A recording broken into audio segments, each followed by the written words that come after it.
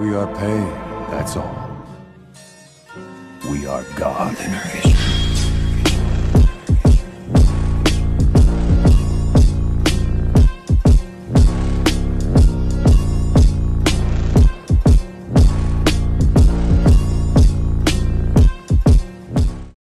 Yo guys!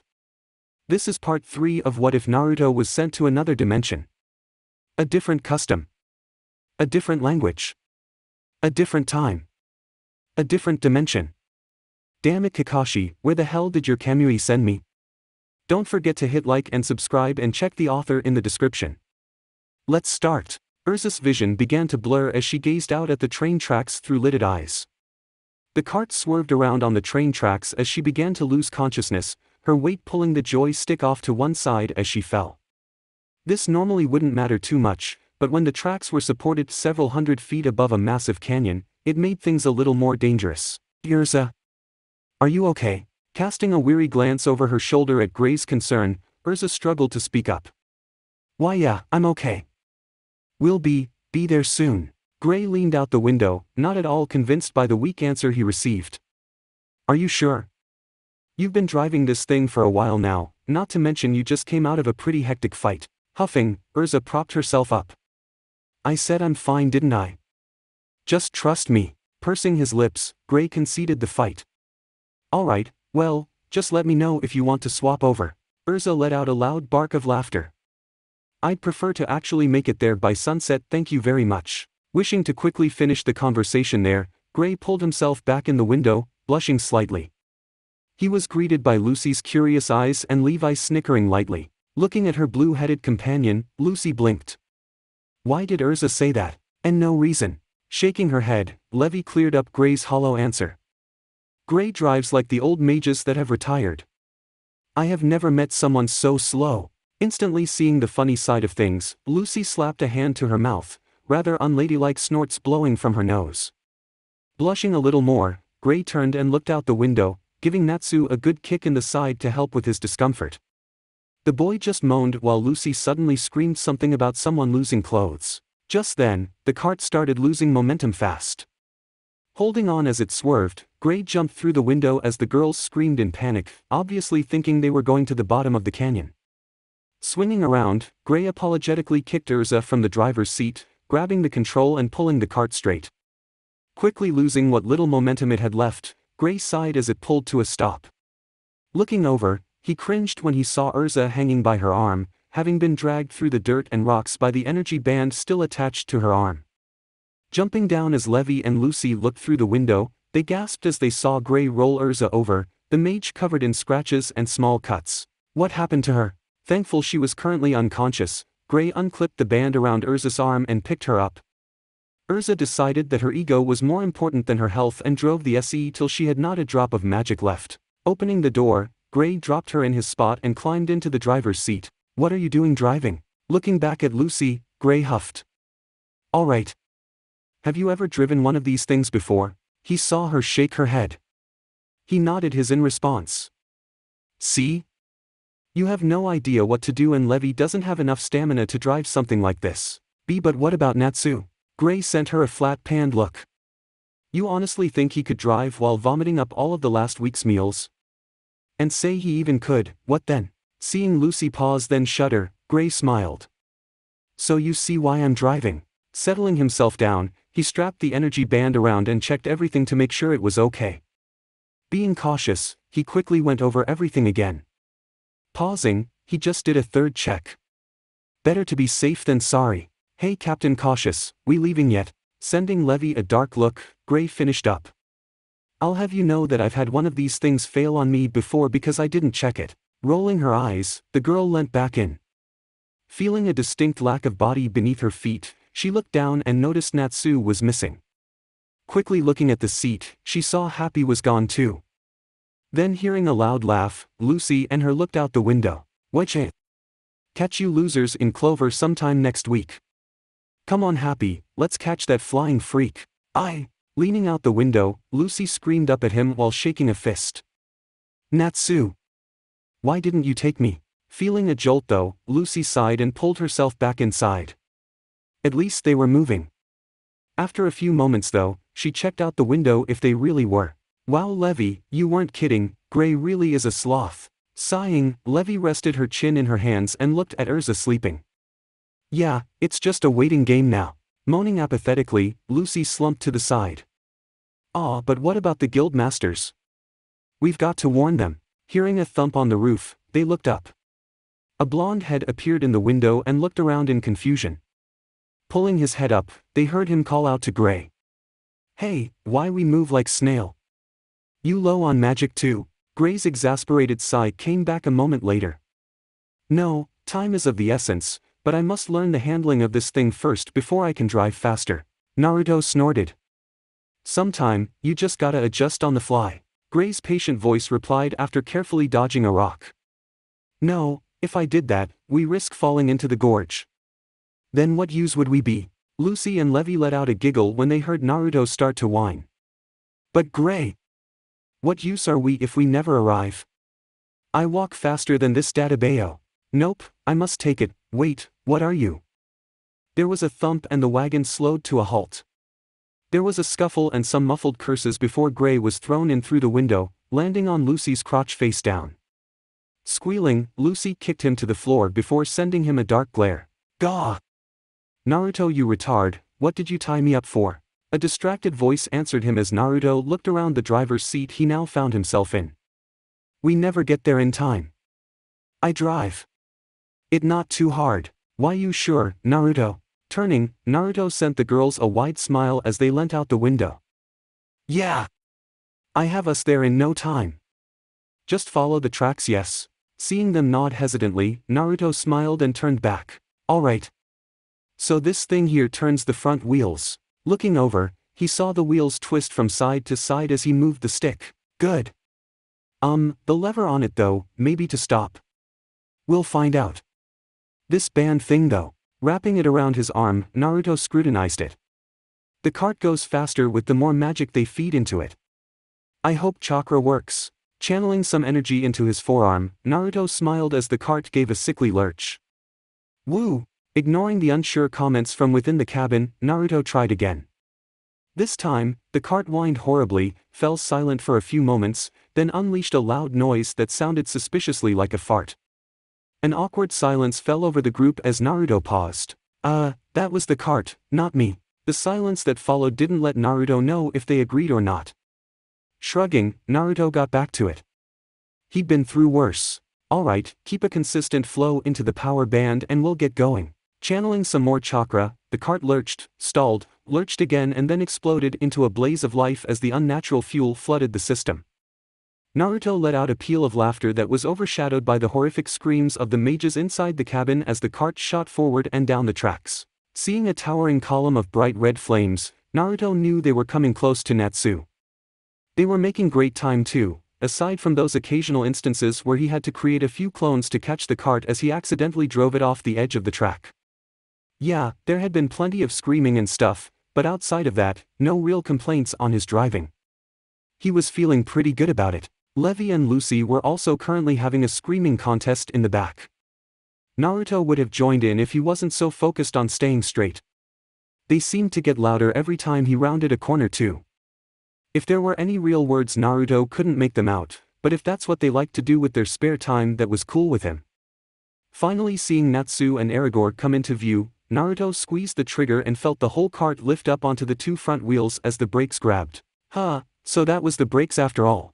As the kinetic energy wore off, the cart slammed back down, bouncing a few times before coming to rest. Stepping off, Naruto pulled the armband off and stretched. Looking over, the flames had finally receded, leaving a very burnt-looking Aragorn lying in front of him, completely out of it. Hearing a loud slam, he looked over his shoulder as Levi, Lucy and Gray toppled out, all crying for some reason. Urza also followed, looking a lot better now than when Naruto first saw her. Looking over, Urza's eyes thinned as she saw the blonde. Good to see you could catch up. I assume you were driving? Naruto shrugged, easily replying despite the dark vibes aimed at him. Yeah, who else would be? And yeah, I catch up easy. Fast runner. Not answering, Urza stepped over the still crying pile of bodies and walked over. Looking down at the fallen wind mage, She nodded upon seeing him completely inactive. Natsu bounded over soon after, happy crowing about his victory and his general awesomeness. Oh yeah, I didn't need any help. Why? 'Cause I'm just the best. No biggie or anything, just casually talking out the head of Eisenwald while flexing my flames. Rolling her eyes, Urza let a smile onto her face as she let Natsu bask in the ambience of his own splendor for the moment.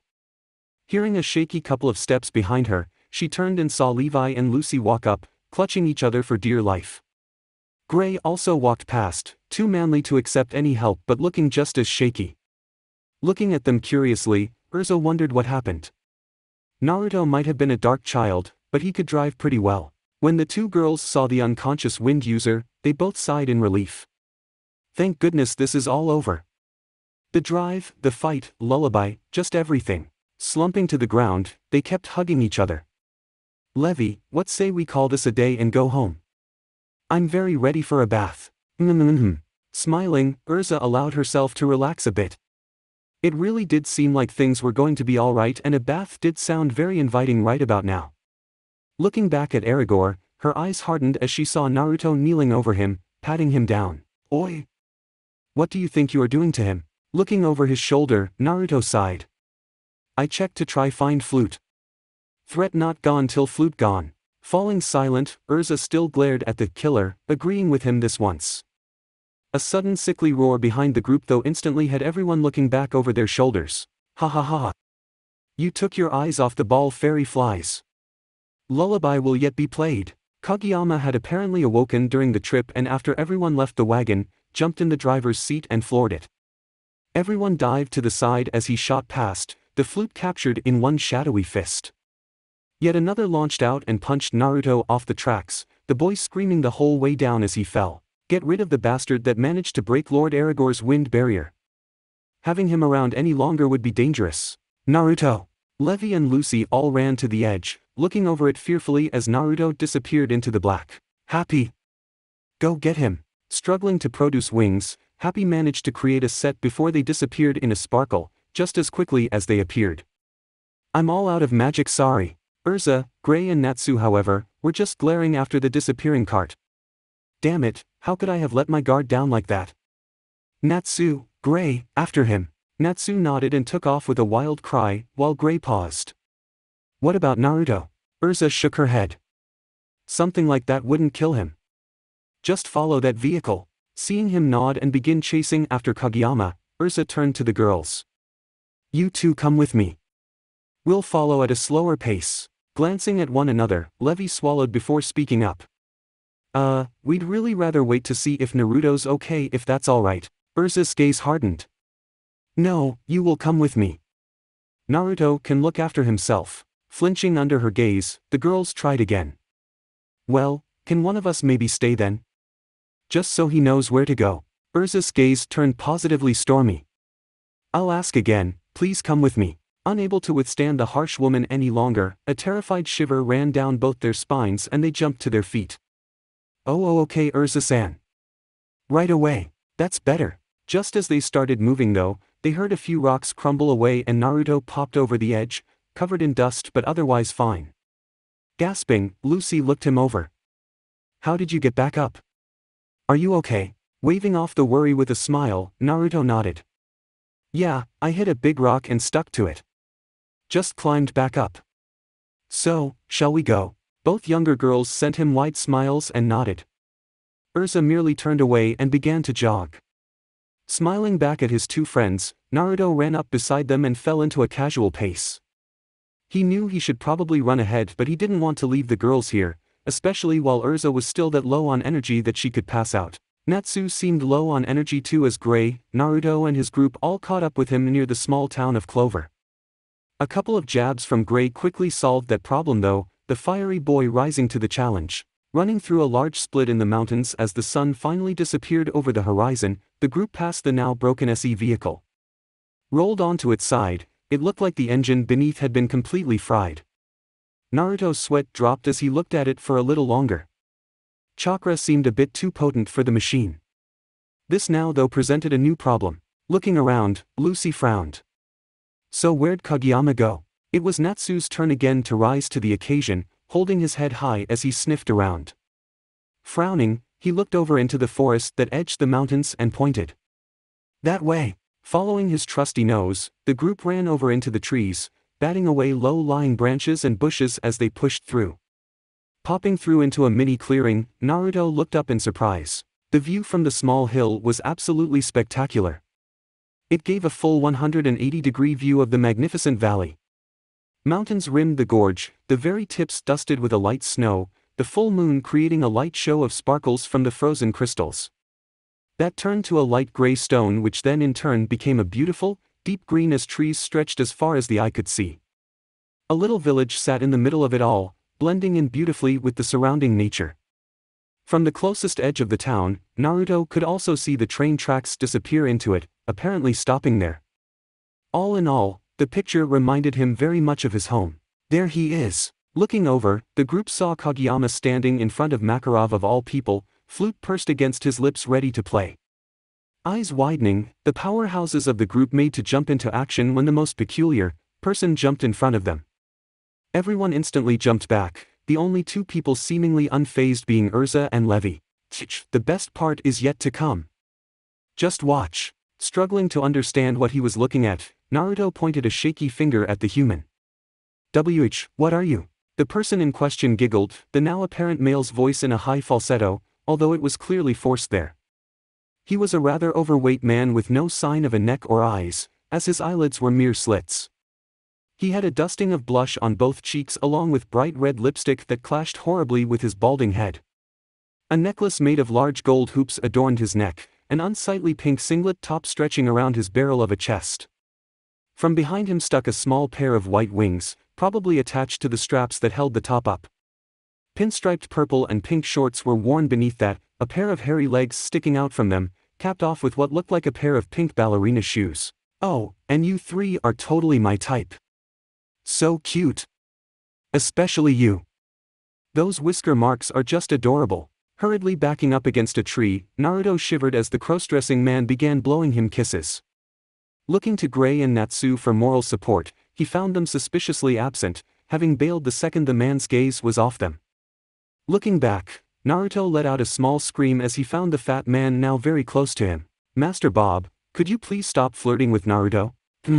Instantly taking advantage of the distraction, Naruto shot straight up into the tree above, clinging tightly to the uppermost branch, desperate to escape the unwanted affections. Ah, and here I was just about to introduce myself. He danced back down to stand in front of Urza, hands clasped in front of his belly. Urza-chan. How you have grown. You look positively delicious. Cringing, Lucy backed away, just as weirded out by the man as the boys were. This is the master of Blue Pegasus. Hearing Makarov say something, the group looked over and saw Kageyama take a breath. No! Before anything could happen though, Natsu and Gray both found themselves trapped under Master Bob's arm in a solid headlock. Naruto however ended up with the short end of the stick, his body captured between the vile man's legs the second he touched the ground. How the hell did you move so fast? Let go! Hearing a voice, the group looked over at another man resting against a tree. Naruto continued to struggle to escape, but found the man too slippery to grab. Moisturizer or something covering his legs in a thick paste. Oi, we told you to just sit tight and wait. This is where the good part starts. Long, dirty blonde hair hung down over the man's face as a weird witch's hat sat upon his head, a spiky red dog collar wrapped around the base of it. A pair of dark shades adorned his nose, a couple of wrinkles visible from behind them. A matching dog collar was wrapped around his neck which led onto a normal gray, skin-tight shirt. A pair of black trousers disappeared under the bottom of that and a simple set of sneakers stuck out from under the legs. Looking over in surprise, Lucy gasped as she saw another guild master. Master Goldmine. Well, hearing Makarov speak, Bob mercifully let go of the three boys and floated away. Jumping back, each rubbed their abused body part and listened to the master begin his lecture. You want to play that thing? It won't change anything. Weak humans will forever be weak, no matter how much time passes. Weakness in itself though isn't always a bad thing. Humans are weak by nature. This is why we form guilds. We meet friends and family there. We thrive, we work together and we survive. Everyone has their flaws, even myself, but as long as we are able to keep walking, Together we will be able to find the strength to face tomorrow. Do this, and you wouldn't have to resort to something like that flute. Everything fell silent as Makarov's words sunk into the spiky-haired man's head. A soft gust of wind blew through the area before the soft clatter of something wooden hitting the ground reached everyone's ears. Dropping to his knees, Kageyama bowed his head. I surrender. Running forward, the guild members surrounded their master in congratulations, Urza slamming the old man's head against her metal-clad breast, a loud clang sounding out upon contact. Naruto stayed back and watched them though, content to let them have their moment as a guild. Perhaps now, finally, this mess would be resolved. So, are you looking to join a guild or something, young man? We could use a nice set of strong arms and legs like your own. Like hell. Quickly resuming his place at the top of a tree, Naruto glared down at Bob, the odd man just looking up at him with a hand on his cheek, giggling away. Nothing but a cowardly bunch of cockroaches, the lot of you. Instantly on alert, the mages looked around as a vile voice filled the clearing. It was easily identifiable as demonic, the broken voice holding 2, 3, maybe even 4 different voices, each on a different vocal range. Staring skyward, everyone dropped their jaws as a gigantic purple magic circle appeared in the air, rapidly rotating above them as electrical arcs began firing from the center of it, striking whatever trees and houses were within range. What the hell is that? An oppressive weight began bearing down on everyone, the malicious intent making it hard to breathe. Gritting her teeth, Urza looking up at Naruto, her mind running a mile a minute. This feels exactly like what Naruto was producing. Why would a boy like him have the aura of a demon? I can't stand it any longer. I'll devour you all myself. In a final explosion, a pair of enormous wooden legs struck down, clawed feet landing on each side of the city. Mounted to those legs was a gigantic body, gaping holes all through its middle, converging into a massively wide wooden chest. 2 disproportionately long arms stuck out from its shoulders, each ending in razor-sharp claws. Topping off the monster, a twisted head stuck to the neck of the beast, 3 dark eyes glaring down at everyone, a long tongue licking its lips. Its long, pointed ears stuck out horizontally from its head, hiding just beneath a pair of mammoth horns, jutting up into the sky, its body easily towering above the mountains around. Swallowing, Naruto looked up at the creature in shock. Holy crap, that thing is even bigger than the Kyuubi. What the hell is that thing? Looking down, he saw Lucy pointing up at in shock, trying to comprehend what she could see. Master Goldmine seemed to have the answer as he replied. That must be a demon from the Book of Zirif. Hearing panicked cries, Naruto looked down at the town as the people fled for safety. Good, at least this way no one will get hurt. Wait, I thought that lullaby was the flute. Hearing Lucy's voice again, Naruto tuned into the explanation. Nope, that monster is lullaby. In other words, it's a living magic. That is Zirif's magic. Gasping, the girl turned her gaze skyward. No way, Zirif's magic? He's been dead for hundreds of years though. Why would his magic turn up here? Leaning a gigantic face in, Lullaby scrutinized its new prey. So, which of you want to be eaten first? If you know you have a tasty soul, please, jump forward first. Raising a fist, Natsu cried back angrily. How about none of us? You want to eat so badly? Try fighting us for them. Hearing yet another group of voices, Naruto turned from his lookout point and saw a large gathering of people, all dressed in matching medieval knight outfits, flags upheld by a few of them with strange designs fluttering proudly above their heads. This guy isn't anything we can't handle. Men, onward with the attack. Letting out a loud cry, the men began charging. This managed to draw the attention of the titanic wooden beast. Raising a brow, the beast snorted. Not even worth my time. Disappear. Inhaling a ridiculous amount of air, Lullaby exhaled and fired out a monstrous yellow beam of pure energy. It covered the distance from itself to the knights in a fraction of a second, hitting a mountain behind them and instantly making it explode violently, massive chunks of earth thrown everywhere. The ground rocked with the power of the blast, hundreds losing their footing and toppling over. Even a good 50 or so kilometers from the blast, Naruto still felt his tree shake around, the cries of Lucy and Levi sounding out as they toppled over. Frowning, Naruto sized the beast up. He certainly has a great deal of power behind that mouth of his. I wonder what else he can do. Hearing a cry of retreat, Naruto's sweat dropped as the formerly brave knights turned tail and fled. He couldn't blame them though. If there was ever a thing Ero Sennin taught him, It was that a tactical retreat can save your life for another day to plan a new attack. Hearing a deep chuckle, he looked back up at Lullaby. You know what? I haven't had a good feed in a couple 100 years. I think I'll just eat you all at once. Sounds like fun. Come try it if you think you can. Natsu, shut up. We're not here to provoke it. What's wrong, Lucy? You scared? Of course. Who the hell wouldn't be? Rolling his eyes, Naruto sighed. Those two were made for each other. Quickly scanning the area, Naruto nodded as he saw that crazy man Bob was missing. Letting go, he dropped from his branch, vaulting off several more before landing lightly beside the group. Good luck, my prince. Shivering, Naruto ignored the well wishes from the fat man. Moving up behind the group, Naruto looked to Urza. So what's the plan? Not taking her eyes off the beast, Urza called out to the other guild members. Natsu, Gray. With me. Naruto, you act as backup and support us as needed. Levi, begin writing some runes to trip it up. Lucy, cover Levi. Understood? Yes. Well then, let's go. Just as everyone took off, Lullaby reared its head back and let out a deafening roar, the very air shaking with the power of the vibrations. Undeterred, Urza charged in, equipping out for the power of her Heaven's Will armor. Firing out her swords, she let out a satisfied hum as she heard the swords cut deeply into the surface of the beast. Gray came in next, placing a fist on top of an open palm as he charged his ability. Thrusting his palms face out, he braced himself as hundreds of long frozen spears exploded out, shooting up and into Lullaby's torso. Ice Make, Lance. Rounding out the trio came Natsu, arms ablaze as he barreled into the face of the thing with a mighty punch. Fire Dragon's Iron Fist. Struggling under the rapid succession of attacks, Lullaby tried to step back but instead found itself tripping and toppling over. Looking down with a frown, Urza tried to find the source of this. That couldn't be Levi, runes take longer than that to write. So who? Naruto. Scattered around each giant foot of the Leviathan stood about 20 Narutos, all supporting each other as they held its legs fast.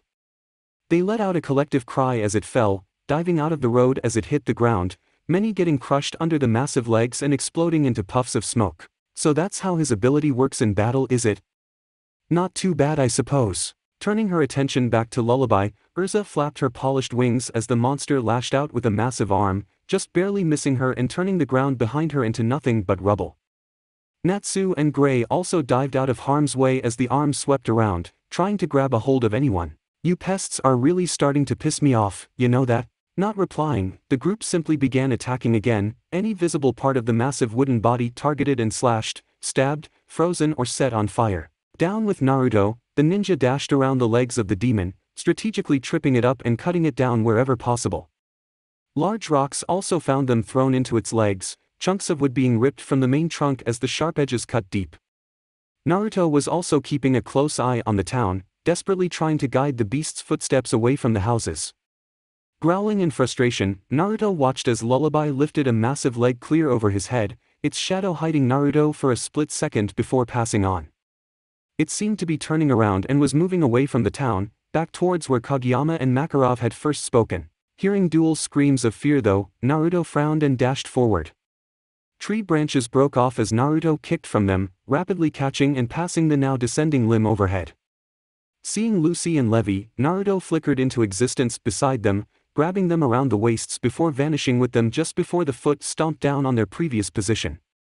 Landing a safe distance away, Naruto placed them down gently and looked at each of them in the eyes. You okay? Seeing them nod, Naruto stood up. Keep doing whatever you do then. We need all help we can to bring the thing down. Turning, Naruto bent at the knees and then vanished in a flicker, a little whirl of leaves stirred up by his rapid departure. Holding a hand out to him, Levi lowered it as she saw him vanish into the distance. Turning to Lucy, she saw the girl equally shocked. Shaking it off, Levi stood. Now wasn't the time to worry about how close they were to death. Naruto and Urza needed their help. Shaking Lucy's shoulder, Levi managed to get her to stand. Come on, we need to finish these trap runes. Just a few more and they'll be complete. Why yeah. Smiling, Levi then knelt down and continued her writing onto the ground, bright scribes lighting up as her pen dashed across the earth. Fire Dragon's Wing Attack. Unleashing a pair of powerful flames into the side of Lullaby, Natsu grinned as he saw large scar marks appear in the flesh of the beast. Ha! You're pretty pathetic, you can't even catch a fairy. Oh, when I get my hands on you I'll squeeze you so hard your head'll pop like a grape. Dancing nimbly out of harm's way, Natsu cackled gleefully and spun around, pulling his pants down and mooning the monster. Oh yeah, how you like that? 2 full moons tonight and one is especially prepared for you. Rah! Crying out in anger, Lullaby swept its hands through the trees, flattening massive parts of the forest as it desperately tried to squash the maddening child. Dodging, Natsu landed on the giant's arm and began charging up it, rapidly drawing near to its furious face. Fire Dragon's Claw. Unleashing a devastating fire-fueled kick into Lullaby's face, Natsu laughed out loud as it fell backwards, once again having its feet snared by Naruto. Damn you! Ice Make, Geyser! Suddenly, a towering pillar of ice shot up from the ground behind Lullaby, catching it in the back of the chest and piercing it right through, the top of it poking out the left-hand side of its torso. Howling out in pain, Lullaby's massive weight forced it down onto the spike, impaling itself onto the ground. Looking up in total fury, the beast reached a shaky hand up to grab the icicle. Why you filthy little maggot? How am I meant to play my beautiful tune now? Crying out in rage, it snapped off the top half of the ice spike and screamed as it pulled itself from its anchor, its wooden body shrieking as it rubbed against the ice. Rising to its feet, it leaned back its head and took a breath. I will not be beaten by a handful of wretched humans. Die! Screaming, it unleashed a raging torrent of fire into the forest around, aiming mostly at the innocent people trying to escape. Ice Make, Shield! Flashing in front of the fleeing crowd, Gray smashed his hand together to produce an astounding wall of ice, completely protecting everyone from the vicious flames. Letting out a slightly delirious laugh, Lullaby turned and kicked over a mountain, all 3 eyes flicking around as it looked for its next prey. What it didn't expect though was for all its flames to suddenly start spiraling away over towards Natsu as the boy inhaled. Down below, Naruto also watched on in shock, his eyes wide open as the boy actually ate the flames. Oi, what the hell is going on here? He eats flames too. After managing to swallow the entire raging inferno, Natsu looked up at Lullaby, wiping his mouth. Thanks for the meal, those flames were delicious. Huh, now I'm really fired up. Why, you're a monster. Seemingly taking offense, Natsu raised a fist and shouted back. How the hell can I be a monster with you standing right there? Perspective much? He then had to dodge as Lullaby launched a massive fist into the hill he was standing on, destroying it completely. Landing on its arm, Natsu began running up it again, ready for another attack. Oh no you don't. Swinging in with its other arm, Lullaby slapped its hand against its arm in a desperate attempt to crush the teen. The move backfired though as Natsu just swapped limbs, now dashing up his other arm. Requip. Armor of the Black Wings. Flying in for support, Urza swapped her Heaven's Will outfit for a much sleeker one. A pair of leathery black wings now protruded from her shoulder blades, accompanied by dual sets of long, black shoulder armor sticking out from her shoulders by at least a foot. Her chest was covered by a dark metal bra, shape-hugging strips of spiked metal sliding down her sides to connect with the large, matching hip protectors. A simple, black bikini bottom covered her modesty while thigh-high, black boots protected her legs. A single, long sword was clasped in her right hand, both though covered in elbow-length black gauntlets. Shooting past Natsu, Urza cut deep into Lullaby's side with a single swing, the demon opening its mouth in a loud roar of pain. Turning back, she saw Natsu nearing the head and cried out at him. Natsu, now! Got it Urza! Fire Dragon's Brilliant Flame. Igniting both hands, Natsu brought them together, generating a massive fireball above his head, easily 1.5 times bigger than his own body. Swinging forward with a scream of effort, he launched it at Lullaby, the beast shrieking as it felt the superheated ball slam into its chest, exploding on impact. Rocking backwards, Lullaby didn't even try fight the pull of gravity as it collapsed into the earth, destroying acres of trees in the process. Laying still for a few moments, the demon finally let out a very agitated growl. Oh, you worms have done it now. I'm not even going to eat you anymore, I'll simply wipe you from existence. Eyes wide, Natsu took a step back. What does it take to put this guy away? Reaching out an enormous arm, Lullaby made to grab Natsu, when a tiny voice cried out and suddenly hundreds of glowing green words wrapped around its massive body, coiling also around the outstretched arm and slamming it back against its side. What is this? Watching all this, Naruto turned and saw Levi and Lucy where he had left them, cheering and hugging each other happily. Smiling, Naruto let his arms drop. Levi must have finished off her runes or whatever it was they were. Turning to look at the demon again, Naruto raised an eyebrow in respect. They may have just been glowing scribbles, but they sure were effective. Another idea began to worm its way into Naruto's head as he looked at the struggling Leviathan. If that was possible with those weird words, did that mean it might be possible with seals? He had seen them dance around during a major sealing while with Ero Sennin, so what's not to say that they couldn't wrap something like this up, then pull it into a scroll. Pulling out a sheet of paper, Naruto bit his thumb and quickly wrote down his idea, not having a pen handy. Folding it away, Naruto tucked it back into his shirt, finger already done healing by that time. Jumping up onto the beast, Naruto looked around and saw Urza alight opposite him, Natsu and Gray climbing up its side quickly. "Get the hell off me, you vermin!" Ignoring the protests, Naruto looked at the gathering mages. "Well, that was good. How you eat fire, Natsu?" Raising his eyebrows, Natsu blinked. "You didn't know? I was taught this old magic by my father, Igneel. I'm a dragon slayer." Nodding his head, Naruto sucked in his bottom lip. "That cool. I wanna eat fire too." Laughing, Natsu propped up both fists on his hips. "Ha! I'm the only one awesome enough to do that.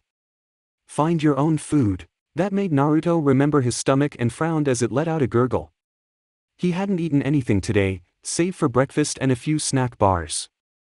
Food was now high on his priority list. Feeling the ground beneath them move as Lullaby squirmed, Urza frowned. "Alright, we must send this creature back into its flute form. One last combined attack should work." Nodding, they lined up. Gray closed his eyes as he focused, Urza's sword began glowing black as energy charged through it, Natsu brought his arms back behind himself and Naruto created a clone, beginning to generate a massive blue sphere between the two of them. On an unspoken word, they all dashed forward and unleashed the power one last time into the howling demon. Ice Make, Saucer, HRH, Fire Dragon's Wing Attack, Odama Rasengan, Big Ball Spiraling Sphere. As the attacks connected, the beast went up in a horrific scream, its voice shattering as its body dematerialized, exploding into a million brilliantly glinting pieces, the air filling with their soft beauty. Discreetly creating a clone, Naruto made sure that no one noticed as a small rat ran away. It sniffed around, running from tree remains to chunky unearthed rock as it searched. After a few minutes, it came upon a simple, skull-shaped flute with 3 eyes. Looking around, it made sure no one was watching and taking it in its powerful jaws, bit clean through the wood. A soft sigh drifted into the air as the deed was done. Watching it for a few moments longer, the rat nodded satisfactorily and in a pop, disappeared. Chapter 8. Day 8. Further progress has been made. Life is good. I wouldn't have ever thought of these techniques if I hadn't come here. Floating is getting much easier. I'll be running with the wind soon enough. Day 8, out. Oh yeah, how you like that? That's what a fairy tale mage is all about. Crowing over his team's victory, Makarov ran forward to Urza, Gray and Natsu, congratulating them on a job well done. Levi and Lucy also came running over from their previous position, joining in with the small celebration. Naruto however stood back, letting them have their moment. A great deal of him just wanted to jump into the middle of the fray and begin screaming like Natsu, but he restrained himself. That was what he would have done when he was younger, but he had matured since then. The strange presence he could sense somewhere nearby also had him a little on edge. It was probably just small amounts of leftover energy from Lullaby though, so he ignored it. "Naruto! What are you doing standing over there? You were just as much a part of this win as these guys." Seeing Makarov pointing at him, Naruto raised a hand to his head, grinning sheepishly. "Ah, it was nothing, Dadabayo." Nevertheless though, he found himself walking over to the group. Natsu instantly jumped onto him, legs wrapped around Naruto's shoulders as he cried out the heavens. "Bah, to hell with maturity, that's for old people." Shouting out with Natsu, Naruto started jumping around, both boys ecstatic with the victory. Watching the two run around in circles, Makarov chuckled. Walking up beside Urza, he gave her a nudge. "So, would you think Naruto would be a good addition to the guild?" The woman's eyes instantly darkened. "I personally would protest that." He openly admitted to killing the enemy. Raising an eyebrow, Makarov looked over at Naruto, the boy now taking Natsu for a ride through the trees. Someone so young to have taken a life? It hasn't seemed to impact on him as much as it could have though. He seems stable enough. Shaking her head, Urza pushed her case. But that goes against everything we stand for.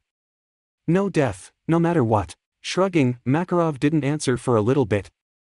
He had noticed the animosity between his Recruitment queen and the new blonde since he first saw them in Clover. Looking up, Makarov decided to push things along to a conclusion. Well, perhaps you could speak with him for me? I trust you'll interview him in an unbiased manner. Gritting her teeth, Urza calmed herself. She couldn't refuse a request like this. Yes, master. I shall speak with him immediately. Chuckling to himself, Makarov watched as Urza walked off, clothes glowing back to normal as she neared the boys. Naruto watched as Urza neared them from the corner of his eye. He had watched her and the guild master's discussion and it seemed the old man had decided to resolve the dispute now. Naruto, come with me if you please. Looking down from his head, Natsu pouted and shook his head. Nah, Urza, why does he have to leave now? It was just getting fun. Something glinted angrily in Urza's eye as her voice dropped. Please. Eeping worriedly, Natsu leapt from Naruto's shoulders and ran off, not wanting to start something he couldn't finish. Brushing past Naruto, Urza walked off into the trees behind him. Shrugging, Naruto raised his hands to clasp behind his head casually, following the red head. After a short walk, Urza turned around and looked into Naruto's eyes. Alright, I will be blunt about this. Master Makarov wants to ask you to join the guild. I personally oppose this, but as requested, I will conduct the interview. Naruto, would you be interested in joining? Pausing, Naruto had a quick think. Something like this may have been an instant choice to anyone from Fiori, but Naruto still wanted to get home. Hell, he wasn't planning to stay more than a few days there. Such an offer though was a prestigious thing. Slightly closing one eye, Naruto bit his tongue. I am interested, but I can't say yes or no now. It a big choice. Nodding, the answer seemed to sate Urza for the moment. That is fine. I will tell you the rules now though, in case you decide to. Fairy Tail is a guild of the light, a guild a part of the Guild Masters League. We pride ourselves in upholding the law and treating everyone fairly. Once affiliated with us, you cannot join any other guild unless you quit or are expelled. Narrowing her eyes, Urza's glare deepened. Now listen closely to this part. We have a strict no-death policy. We do not kill, under any circumstances. Would you be able to conform to this? Bright blue eyes seemed to peer into her soul as Urza glared, seemingly searching for something. After a moment, Naruto dropped his arms. You had a hard upbringing, didn't you? Cursing herself for flinching, Urza steadied herself. That has nothing to do with this. Don't avoid my question. Naruto smiled. But it answers mine. I wondered why you dislike me so. You seem stable now, but you are like me. You had a hard life. Frowning, Urza bared her teeth. So what if I did? You couldn't understand, so stop asking. I wouldn't tell someone I just met that either. Shaking his head, Naruto sat down on a rock behind him in a disarming gesture. You'd be surprised what I understand. I know pain. Loneliness. Hunger. Abuse. Did you go through that? Unbidden memories of Urza's childhood flashed through her mind as Naruto spoke, the pain of losing her eye and friends to her tormentors, the loneliness of solitary confinement for trying to break out of the slave tower, the hunger from tiny meals for days on end, and the abuse inflicted by the accursed whips the guards had to make them work faster. Shaking her head, Urza took a breath. That is in the past. I have grown up with that and have learned to ignore it. Smiling again, Naruto sighed. That not very healthy. I wonder though, have you had to kill too? Urza's minute-eye twitch was enough of a giveaway to Naruto. You have, haven't you? Snarling, Urza glared at Naruto. No, they died because of the other prisoners. I just opened up a path. So you were a slave? Faltering, Urza quickly snapped her mouth shut. Glaring at the boy, she stood up straight again. For how dumb he acted, he was very perceptive on some things. Choosing to ignore the hostile movement, Naruto leant back, answering Urza's unasked questions. I had hard life. Your eyes are a bit like mine, so that how I can tell. I had no friends, family or anything as I grew up. Everyone hated me for something I never did. I was completely alone and had to learn fast. I was pickpocket and thief after I was kicked out of orphanage. No one helped me if I hurt. I had no one. You had friends though. Hearing the brief glimpse into Naruto's past, Urza found herself accepting that Naruto may have been able to understood some of her pain. Steeling herself, Urza regained her composure. I had good friends, but they are safe now. Smiling, Naruto nodded. You would die for them. You killed for them too. Snarling again, Urza bared her teeth. I did not kill anyone. It seemed that was a very sensitive spot for the redhead. Trying to approach the topic from another route, Naruto started speaking softly. Why do you hate those who kill then? Snorting, Urza crossed her arms. They are animals. Anyone who takes another's life is scum. Nodding, Naruto probed in. Sort of like guards? Growling at the memory, Urza nodded. Exactly like the guards. Those wretched beings don't even deserve the title of human. Nodding again, Naruto pressed on. So, because I kill, I like guards? Pausing, Urza contemplated the new angle on things. She had never really considered that before, merely grouping killers together unconsciously.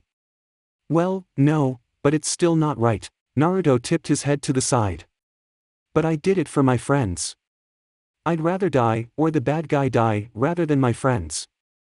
Would you die for Natsu, Gray, or anyone else? Scoffing, Urza turned an insulted eye to the blonde. What do you think I am? Of course.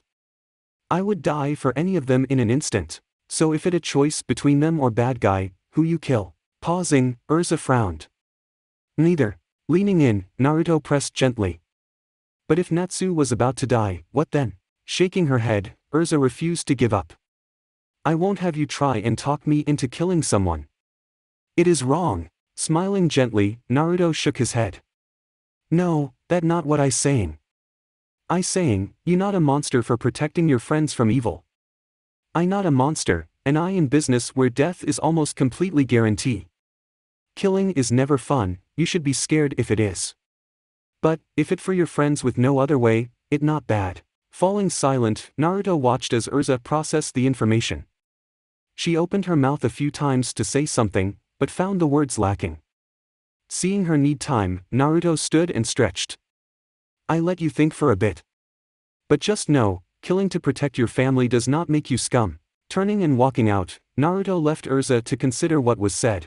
Stepping out into the open area, Naruto looked down and saw Makarov looking up at him, a small smile on his face. You and Urza seem to have cleared things up. Naruto shrugged noncommittally. We spoke. Nodding, Makarov started speaking. Well, good. I'll tell you a little secret if you can keep one. Looking down, Naruto nodded once. If there was anyone who could, it was definitely himself. Urza had a hard life. When she came to the guild, she was quiet and reclusive. No one knew a thing about her until Gray, I think it was, spoke with her and got her to open up. She grew a great deal more after that, but I could tell that things had happened that she still hadn't spoken to anyone of. I tried to coerce her to telling me, but I lacked a certain finesse on the topic someone in her position would have had. She continued to bottle up the deepest emotions and I worried about how they would affect her. Closing an eye, Makarov looked up at a frowning Naruto. I knew you had to have at least indirectly killed someone before.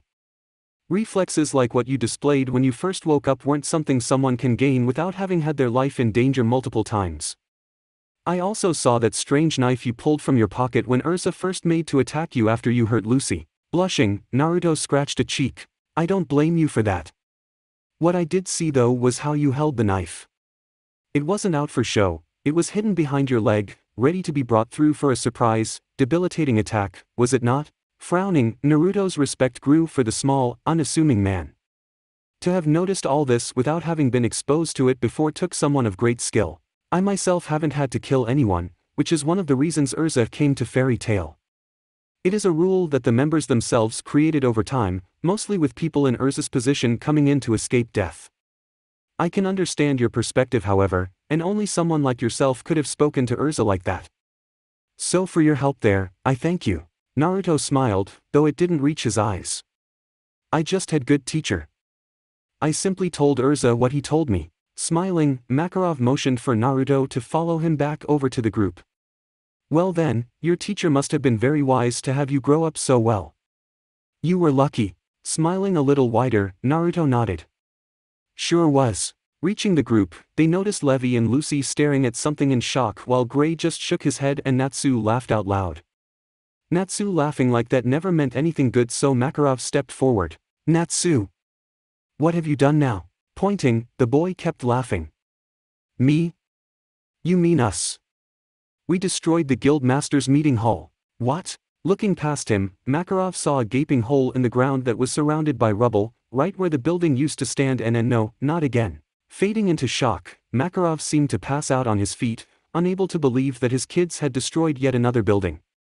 Angry shouts sounded out as the villagers began returning, and upon seeing the lack of the hall, turned their anger towards the fairy tale members. Someone capture them. They need to pay for this. Don't let them escape. Seeing the group advance, Naruto backed up cautiously while Urza dashed past him and picked up Makarov.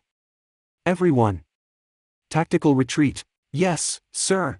Sprinting around the angry group, the fairy tale mages avoided the grasping hands and charged off towards the train tracks. Turning, Natsu called out over his shoulder as he ran, "You guys can take care of Kageyama. Catch you later." Retracing their steps, the mages took to casually walking the train tracks, their SE vehicle trashed. Makarov had awakened from his stupor, and though he grumbled a bit after, he was still proud of his ragtag group. Naruto took to walking towards the back of the group, looking up into the morning sky as the first rays peeked over the horizon. Sighing, Naruto let his thoughts wander as he walked, letting the chatter around him become background noise. Now that that horrible mess with Lullaby really was over, Naruto had to think about getting home somehow. He guessed the key to his return was to be found in where he arrived. Sure, it'd be easy if Kakashi was here, he could just send him back, but the man hadn't appeared for some reason. Closing an eye in thought, Naruto wondered about that invisible spot where Kakashi's chakra was collected. If he could somehow open it, it was almost a given that he'd be able to get home by following the trail. Perhaps reverse engineering it with seals might work? It was worth a shot, even if it'd take a while. Naruto was pulled from his thoughts as Levi and Lucy dropped back beside him, neither talking but looking like they wanted to. Smiling in his all-inclusive way, Naruto raised his hands behind his head. "Hey, so how are you?" They both looked up shyly and nodded before turning their gazes back to their feet. Raising an eyebrow, Naruto looked down at Levi. "What wrong?" Eyes widening, Levi raised her hands and waved them around in front of her chest. "Nothing." "No, nothing. The reason we came back here is to say thanks." Chuckling, Naruto smiled. "That okay? I just did for you what I'd do for any of my friends." Lucy looked up this time. "Well, we still thought we should say it anyway. You really did save our lives there." Nodding once, Naruto shrugged. "Well, my pleasure. I happy you okay." Naruto then found himself with a set of arms wrapped around his neck as the slender blue-headed girl turned and wrapped him up in a warm hug, placing a kiss on his left cheek. "We're only okay because of you." Letting go, Levi backed off from a slightly shocked Naruto as Lucy stepped in and wrapped her own arms around the boy. "Thank you." Leaning forward, she then placed a soft kiss on Naruto's other cheek and turned, blushing violently as she let go. Naruto didn't move, his brain trying to work out what had just happened. His face started glowing when he finally registered the soft presses against his cheeks. A grin slid onto his face and his eyes grew a bit lidded as he nodded happily. "If this what I get when I save you, I hope I save you many more times." Both girls giggled and gave him one last thankful look before jogging back up to the front of the group. A soft weight alighted on Naruto's shoulder as they left and he turned, seeing Happy staring at him with wide eyes. The cat grinned and patted Naruto's head. "They lie thaiiq." Snorting, Naruto shook his head. "It a one-off thing, cat. I wouldn't complain if they did it again though." Letting out a laugh, Happy rolled over onto his back. "Ha, I was wrong, you liikike them." Flicking the animal's nose, Naruto grinned lopsidedly. "Who wouldn't like some of that?" Falling from the sturdy shoulder, Happy rubbed his nose.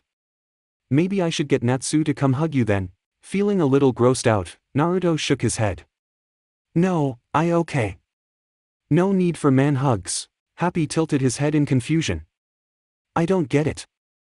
I get hugs off Natsu all the time." Laughing, Naruto reached out and scruffed the cat's fur. "You cat though. That okay?"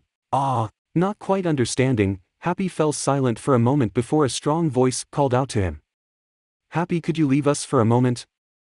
I'd like to speak with Naruto alone briefly. Seeing Urza, the cat nodded and floated up front, but not before turning and saying, Shili yikes you. Dodging a half-heartedly thrown rock, the cat laughed merrily and swooped away to land on Natsu's head. Smiling at the retreating cat, Urza smoothed her face as she began walking beside Naruto. It seemed like these last few moments had been good for confessions. They didn't look at each other, Urza trying to find the words while Naruto just waited patiently. It took a moment though, but Urza eventually broke the silence. Thank you. Naruto nodded in her direction. You welcome. They fell silent for another few moments before Urza looked at the blonde. Where did you come up with that view on death? Did you work it out? Shaking his head, Naruto smiled. No, that was my teacher. He was a pervy old thing, but a very good ninja. I went on a long trip with him and during that time, he explained killing to me.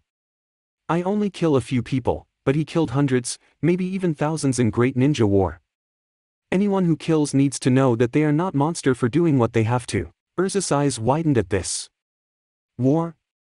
I don't think we have ever even had a real war here. Plenty of battles, but nothing major like that. Naruto smiled grimly. You never seen war in this country, ever? Then I hope you never do.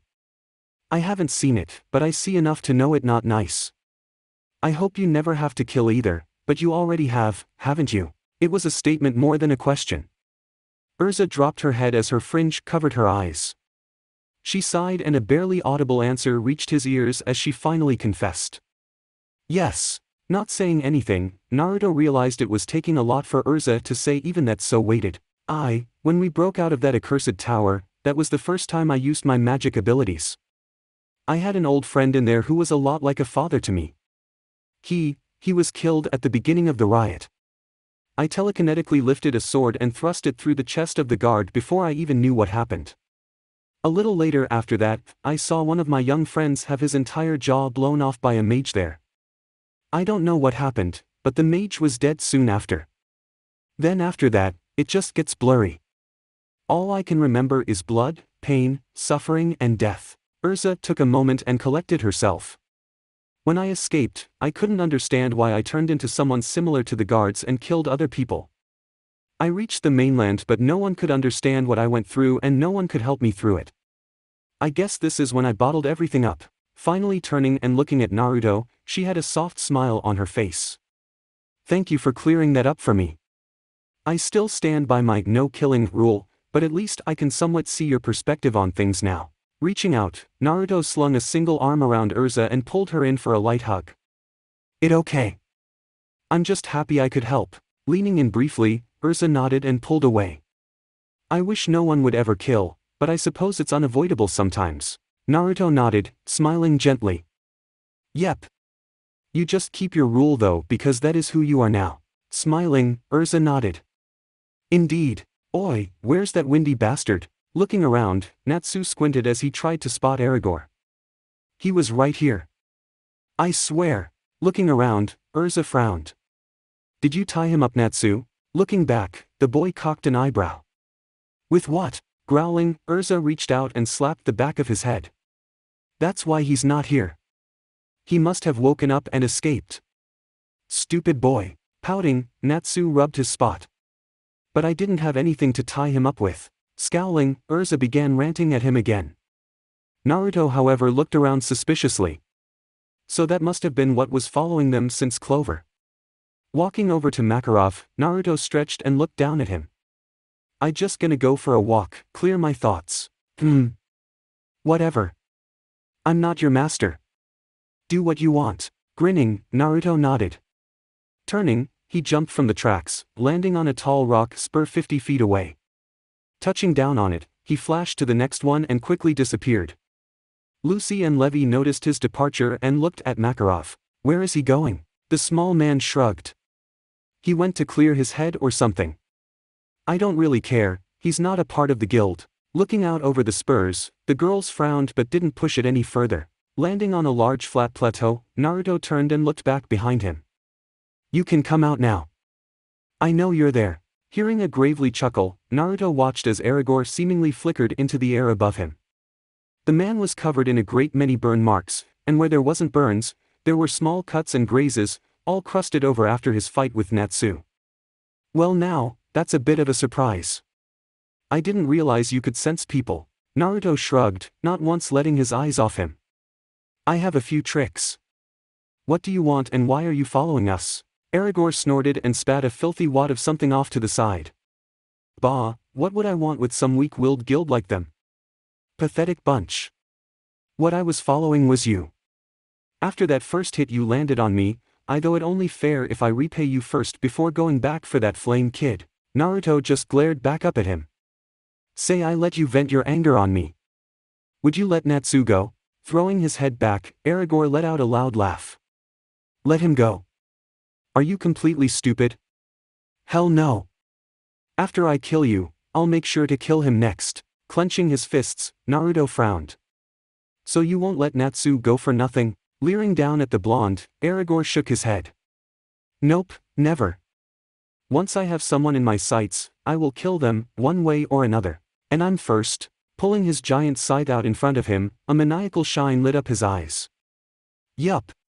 And damn am I gonna enjoy this. Preparing to attack, he was startled by Naruto holding out a hand. Do you seriously think you can beat me as you are? I far stronger than Natsu. Growling, the former guild master glared at him. Of course. And what the hell are you on about, stronger than flame retard? I watched you fight Lullaby. You did nothing but trip it over. Lowering his arm, Naruto shook his head. That was their fight. Urza wanted to lead with Gray and Natsu, so I let them.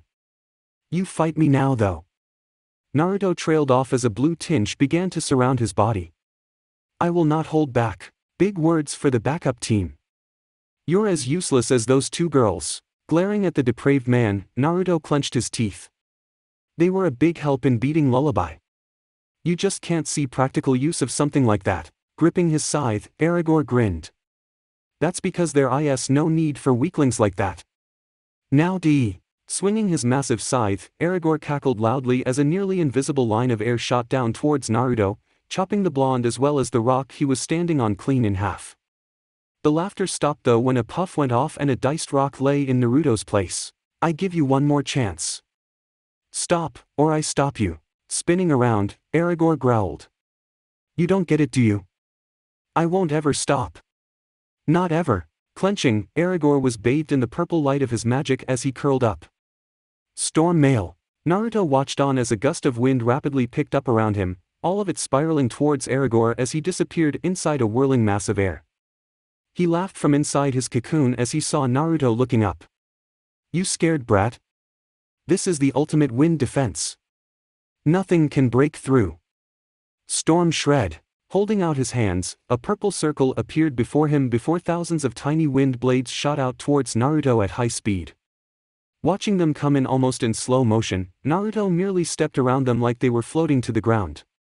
Aragorn's continuous laughter filled his ears as he easily avoided the blades, the fact Naruto hadn't been cut to shreds not occurring to the man.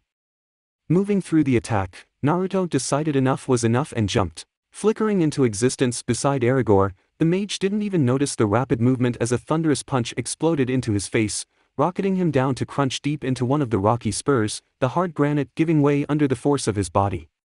Coughing loudly, blood gushed from his mouth as several broken ribs punctured his lungs, the entire right-hand side of his face ballooning out instantly from the multiple fractures. The storm mail dissipated as he lost control, the howling winds fizzling out to nothing in a second. Painfully looking up through his one unswollen eye, Aragorn looked up at Naruto as he landed on a spur before him, a mixture of confusion and fear on his face. Spitting out a tooth, the mage glared at the blonde. What the hell was that? How did you break through my defense? And where did this strength come from? Naruto looked at his arm as he casually raised it. The dark mage's eyes widened as a small tornado sprung to life around it, Naruto carelessly inspecting it like he would his fingernails. I copied your barrier back in Ashibana. I just modify it. Thanks for the idea. I guess a stronger wind can break weaker wind. As for my strength, I already told you I'm stronger than Natsu. Ninja don't reveal personal secrets if not needed. Sometimes, not even then. Aragorn growled as he saw the replica. How did you do that? Your magic is self-replication. Cutting off the flow, Naruto looked at him. Who told you that? Groaning in pain, Aragorn fought off the urge to pass out and pulled himself from the rock. Climbing up, he panted as blood filled his lungs. Reaching the top, he held himself up by his scythe and glared at the blonde. Spitting out more blood, he coughed. I saw you with my own eyes. No one needed to tell me anything. Naruto nodded. That was one ability, yes. But I'm not mage, I ninja. I can do far more than just that. Impossible. Naruto shrugged. Believe what you want. Growing frustrated with the pointless chit-chat, Aragorn tried to reactivate Storm Mail but ended up wincing at the strain it put on his body. Hearing Naruto sigh, the mage scowled. So, do you want to keep going? You know I beat you. Fury rising in his chest at being spoken down to by this whelp of a child, Aragorn lost it. Completely ignoring his pain, he forced his Storm Mail to life around him in a blaze of rage. Shut the hell up, you pathetic dog of fairy tale. I will never stop, and I will kill you, even if it kills me. Throwing his hands out before him, he extended his index and middle fingers before crossing them before him in the shape of an X. Green speed. Instantly, a giant barreling windstorm roared its way towards Naruto, shredding up rocks for hundreds of meters around due to the strength of the gale. Sighing, Naruto shook his head. I gave you your chances. Time for you to sleep with them. Vanishing from sight, Naruto appeared behind Aragorn with a kunai drawn. May your soul rest in peace. Ha! Before the man could even twitch, the kunai severed his spinal cord. Blood spurted from the wound and Aragorn slumped to the ground, dead before he hit. His powerful winds died away rapidly, the wide canyon moaning as the winds coursed through them as if they knew a life had just been taken. Looking down at the man, Naruto set his lips in a firm line. Leaning down, he closed the man's eyelids and sighed. Despite having had that conversation with Urza barely half an hour ago, Naruto still closed his own eyes and willed the guilty feeling away. Standing, Naruto took a deep breath, held, and then slowly exhaled as he thought of his old Sennin teacher. How did you deal with so many deaths under your belt? If for nothing else but to stop this horrible feeling, I will make your dream a reality. Turning, Naruto began digging into the hard rock behind him barehanded. The ground cut into his hands but he ignored it. Taking his time, Naruto dug a hole big enough for Aragorn. Placing the body inside, he covered the mound and patted it down. Taking the lone scythe, he stuck it into the head of the grave handle down, the weapon a fitting tombstone for the man. Turning, Naruto cast one last look at the former mage, before closing his eyes and jumping away. Catching up to the group, Naruto landed lightly and ran into the midst of them. The little old man with them looked up at his arrival and grinned. Oh, Naruto. Did you do what you wanted to? Glancing back at the mage, Naruto nodded. I did what I had to. The unspoken message ran clear between the two but everyone else was blissfully unaware. Jumping to his side, Natsu tackled him. So where'd you go? Why didn't you say? Me and Happy could have come. Grabbing Natsu in a headlock, Naruto proceeded to give him a noogie. You wanna come? You can't even handle this. Sticking a foot on Naruto's back, Natsu kicked himself free, fists blazing. I can handle anything you can throw at me. Try handle my flames instead. Diving at Naruto, the blonde laughed and jumped away, landing in front of the group, running a short distance before spinning and engaging Natsu in a fierce fist fight. Lucy sighed as she watched them spar, well tired of the walk and just wanting home. Honestly, how can they have such energy? We haven't eaten in a whole day, slept in 2, and bathed in like 3. Slumping dramatically to the ground, she began crying fake tears. Won't someone carry me? Laughing, Levi pulled her to her feet and helped her along. Just think, the longer it is before you rest, the more you'll appreciate it when you actually get it. Besides, we're nearly at Ashibana. We can catch the train home from there. Crying out happily, Lucy raised a fist and began imagining all the delicious things awaiting them at the guild and the easy trip home. Aw, I forgot stupid Eisenwald destroyed the train station. Damn them all. Is it too much to just ask for one thing to go right for me? Slumping to the ground in front of the fenced-off building, Levi patted Lucy's shoulder as the girl cried in frustration. Hearing a roar behind them though, the girls turned to see Urza skid up in another SE vehicle, this one probably twice as long as the last. Urza, I love you.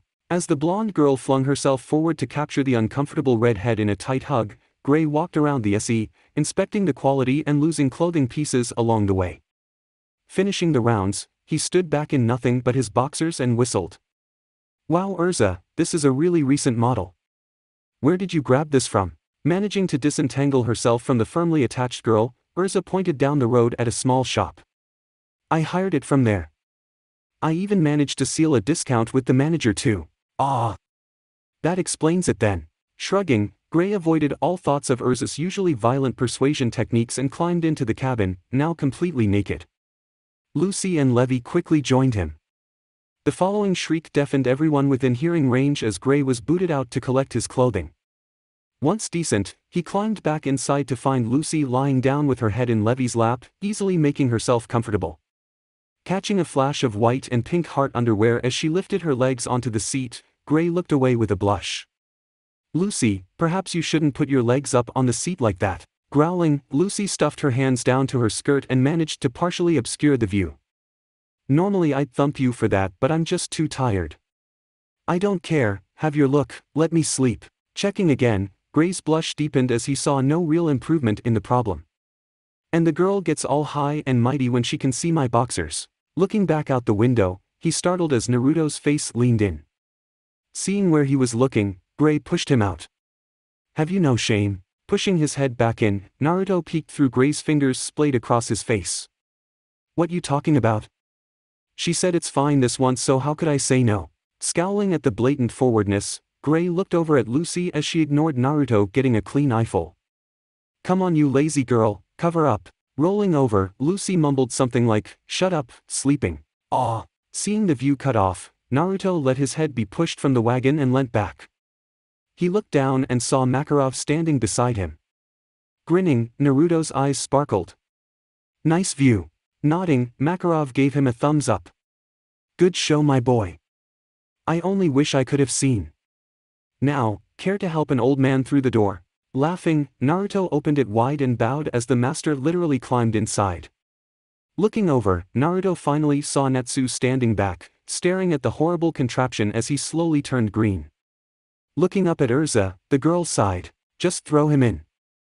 It makes things 100 times easier. Shrugging, Naruto walked over, picked the boy up and threw him head first onto the floor. Closing the door, he smiled up at Urza. All done. Raising an eyebrow, Urza glanced back. You're not getting in. Nope. Jumping, Naruto landed on the roof. Getting on. Rolling her eyes, the S-rank mage slowly started pumping some juice into the engine and pulled out towards home. The trip home was fairly uneventful, except for that one time Naruto fell asleep on the roof and fell off. Urza's driving was also a great deal calmer than it had been on the way out to Clover 2. Despite still being low on power, she refused to let anyone else drive but was a great deal more careful about it. It took a few hours but eventually, they reached Magnolia and pulled up outside the gates of Fairy Tale. Looking out the windows, everyone gushed happily at seeing the familiar sight, all very ready for food and sleep. As they were all climbing out, Mira and a couple of the other guild members came out to meet them. Master! It's so good to see you all back here safe and sound. I trust it wasn't too much trouble. Jumping down from the driver's seat, Urza landed lightly before the cheerful woman and smiled. No, it wasn't too much of a hassle. Lullaby was defeated and the guild masters are all safe. There was a little collateral damage, but nothing extensive. Sighing, Mira shook her head. Like always I suppose. And what with you, Natsu and Gray together, I'm actually relieved there wasn't more damage. Lifting a very sick Natsu out of the car, Lucy looked over. You heard what was destroyed? Nodding, Mira put a hand on her cheek. Oh, this and that. Something about a train station destroyed, an SE vehicle wrecked, the guild master's hall damaged, just the usual. Sliding his shirt off, Gray shook his head. Not damaged, completely gone. Nothing was left. Blinking a few times, Mira processed the information and just smiled again. Oh well, I guess it couldn't have been avoided. Sliding the boy's feet to the ground, Lucy looked over at Mira suspiciously. You seem to be taking this very well. The barmaid didn't reply and just walked forward, making to help out with Natsu but stopped dead when a wave of BO hit her. Pinching her nose, the white-haired girl recoiled. Pong! How long has it been since any of you have had a shower? A pair of filthy arms reached around her waist from behind, lifting her off the ground with a squeal. Oh, about a day or two, supplemented by a lot of running and sweating. Miss us, Mira-chan. Naruto. Not again. Squirming around as the blonde laughed, his captive only succeeded in rubbing more dirt and gunk into her clean clothes. Finally putting her down, Naruto jumped back and avoided the swipe. I take that as yes. Clicking her tongue, Mira held her arms out as she looked at herself in resignation. Honestly, Naruto, I hope this doesn't become a normal thing. This is really, wait, you can understand me. How? Chuckling, Naruto scratched the back of his head. It's still not perfect yet. I just make lots of clone and learn from them. I left a few in each city to learn. Mouth opening slightly in surprise, Mira found herself nodding. So that must have been how Naruto-chan picked up everything so quickly. I thought she was just really talkative. Who?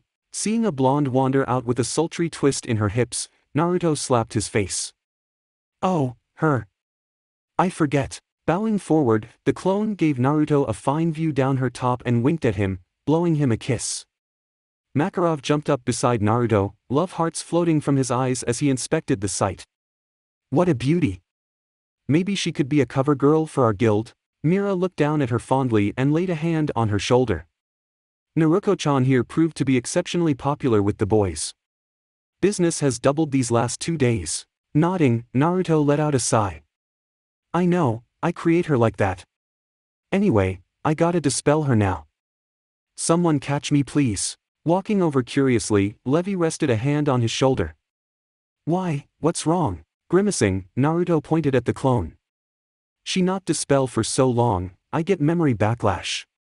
It hurt like bitch and I get knocked out for a bit. Sighing, he crossed his fingers. See you on other side. Before anyone could say anything, Naruto popped his clone. Reeling backwards like he had just collected a sledgehammer to the forehead, Naruto's eyes rolled back into his head as he passed out, crushing an ill-prepared Levi under him with a cry. Groaning, Naruto rolled over and held his head.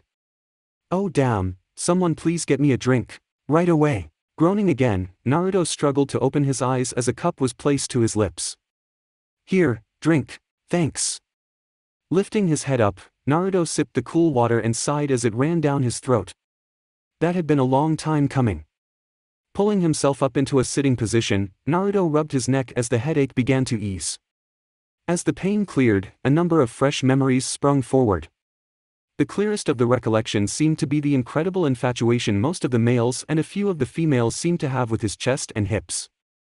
Naruto actually had trouble remembering most everyone's eyes. He also blushed when he remembered that a buxom brunette glomped him from behind, grabbing a handful of his chest and commenting on them in awe. Shaking his head, Naruto stored that memory away for a later date. It was definitely a keeper. Opening his eye, Naruto saw Mira backing away. You okay now? Nodding, Naruto leant on his knees and took the cup from the girl. Finishing off what was left, he let out a gasp and smacked his lips. Looking around, Naruto noticed this room was a little different to what he had seen before. It was small, tidy and relatively sparse with pale white walls, the only real thing of interest being a desk in the middle of the room. Noticing his look, Mira explained. This is Master's office. We only let trusted people rest in here.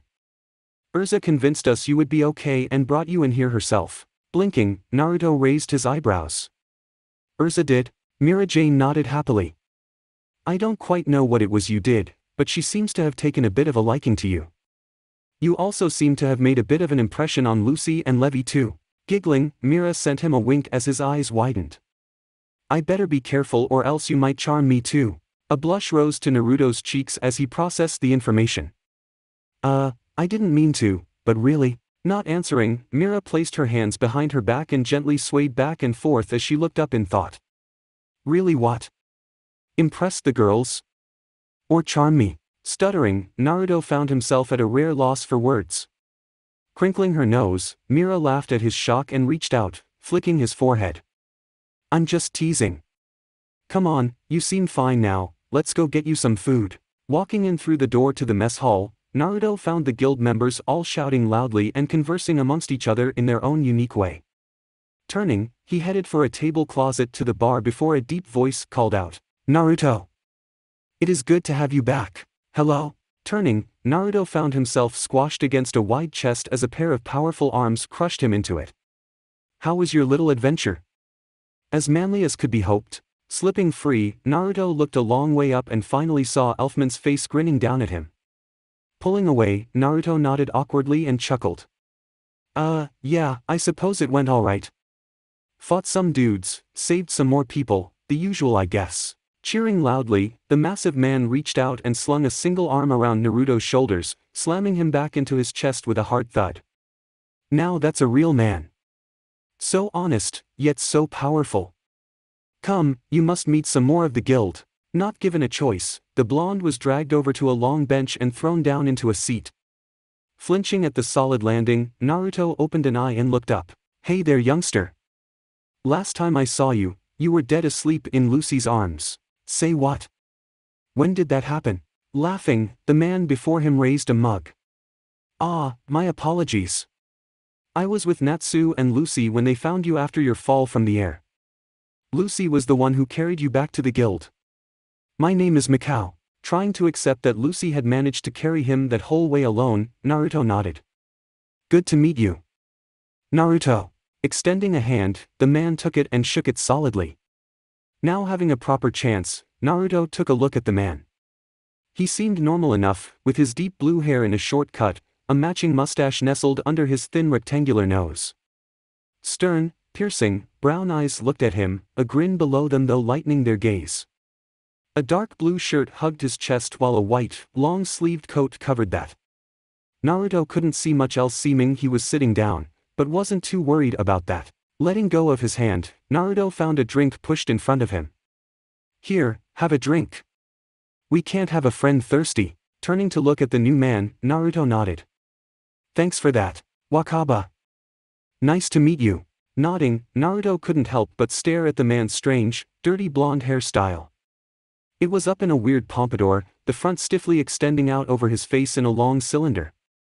Beneath that, a pair of slits for eyes stared at him uncannily, a grin matching Mikao's on his face.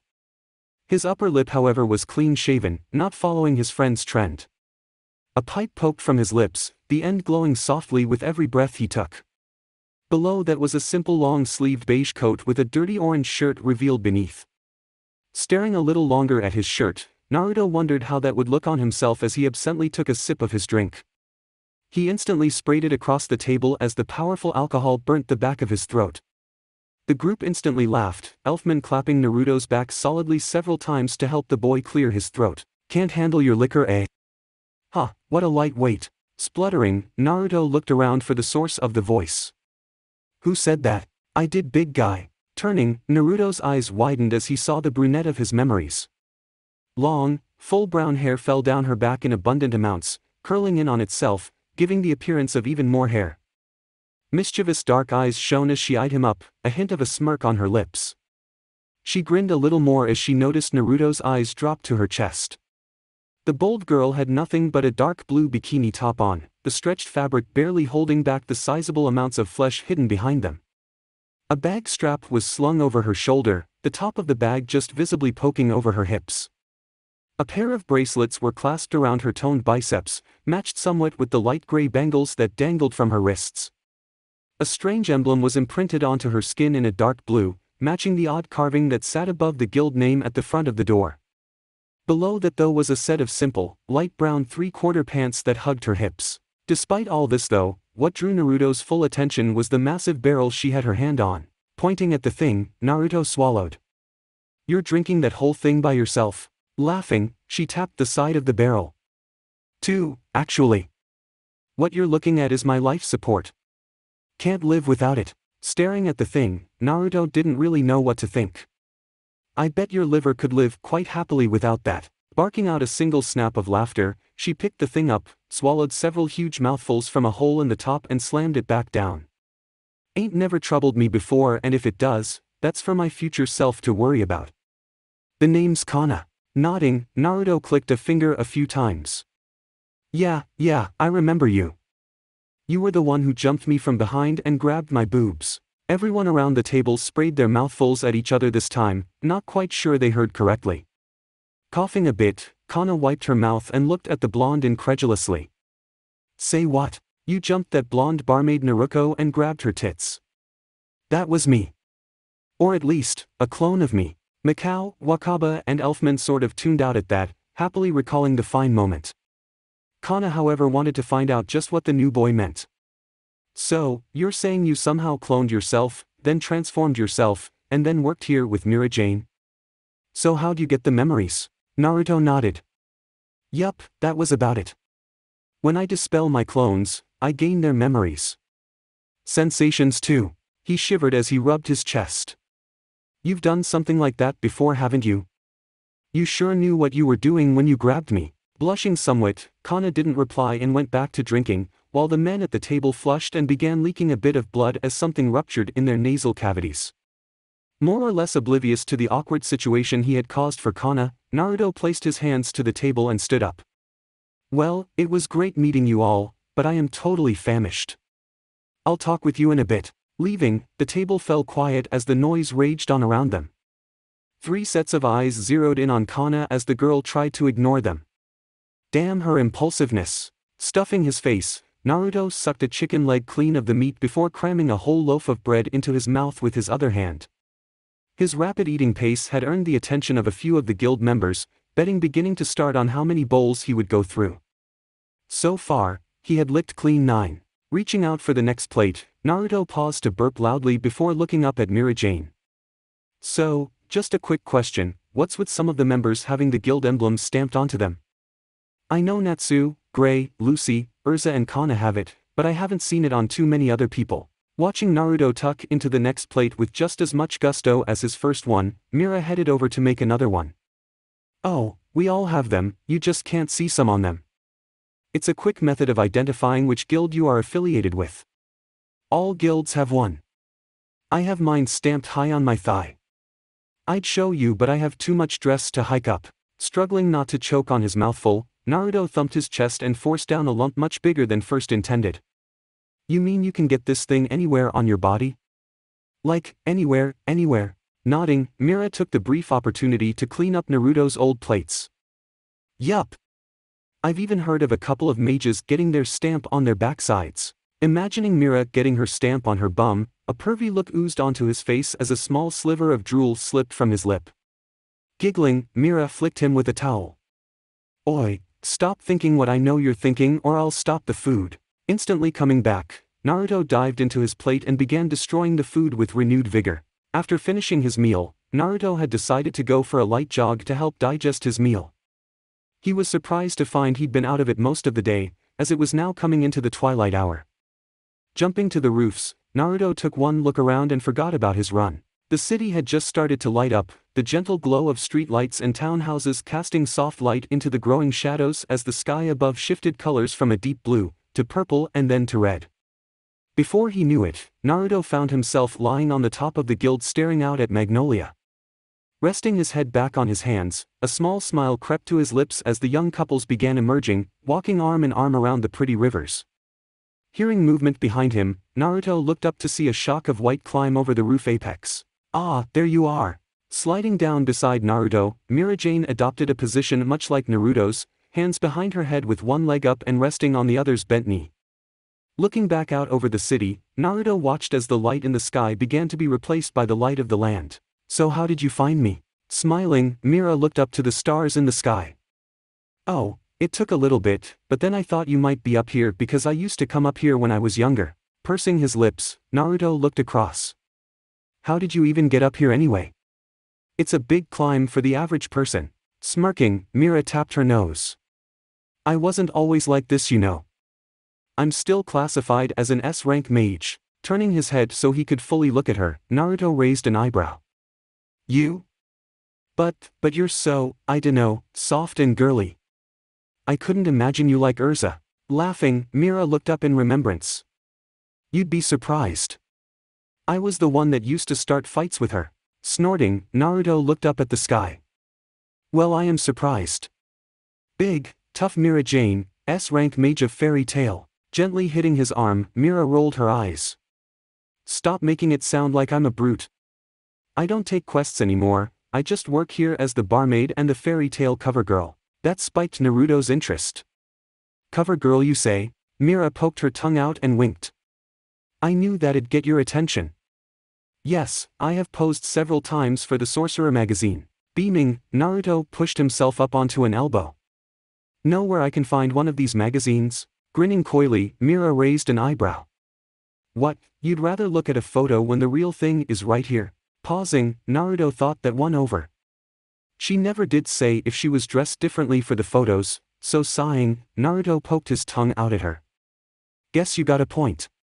But at least I can look at a picture for as long as I want without anyone calling me a pervert. Lifting her arms, Mira stretched. I never said I'd call you anything like that. Finding himself a little out of his depth, Naruto bit his lip as he tried to come back with something witty. His brain had seemed to abandon ship though, and he was left just staring at the girl as she stretched. She seemed to be holding the pose for a little while too, but Naruto just threw that down to his imagination. Her gentle voice broke through his trance eventually and he managed to pull his eyes away. So, how come you're speaking so clearly now? Surely one clone popping wouldn't make such a noticeable difference. Having something else to focus on now, Naruto leant back in thought.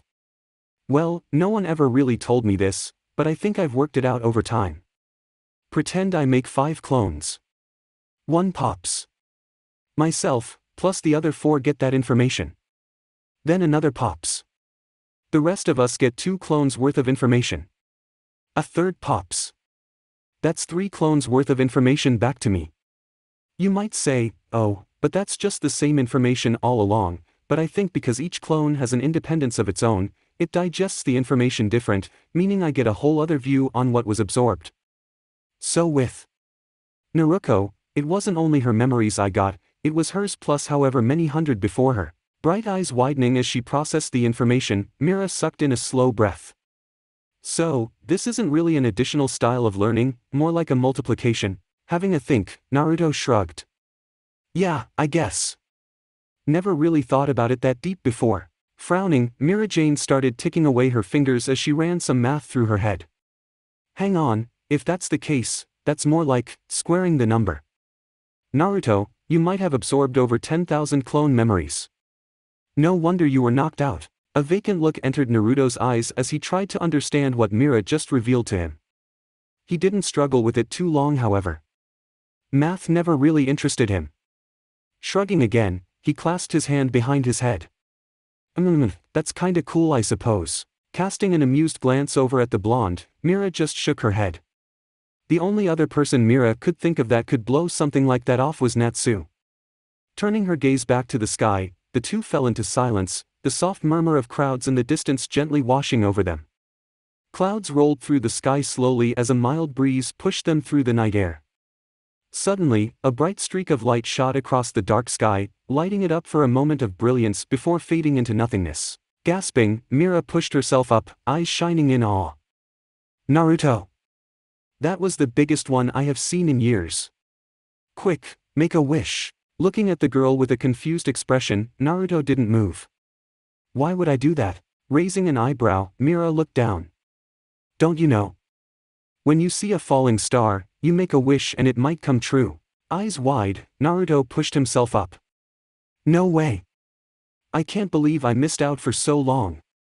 I wish someone would have told me that sooner. Giggling, Mira Jane covered her mouth. Didn't your parents or friends ever tell you about that? Chuckling sheepishly, Naruto scratched his bicep and looked away. Seeing him draw into himself, Mira wondered if she said something wrong. He answered though before she could voice her concern. Well, I'm an orphan, so I never really had anyone there to tell me that. I never really had any friends either until within the last few years, and by that stage, I guess that they'd just forgotten. Gasping softly, Mira's eyebrows crinkled in sorrow for the boy. Oh, Naruto. I'm sorry, I didn't know. Chuckling again, he met her eyes. That's alright.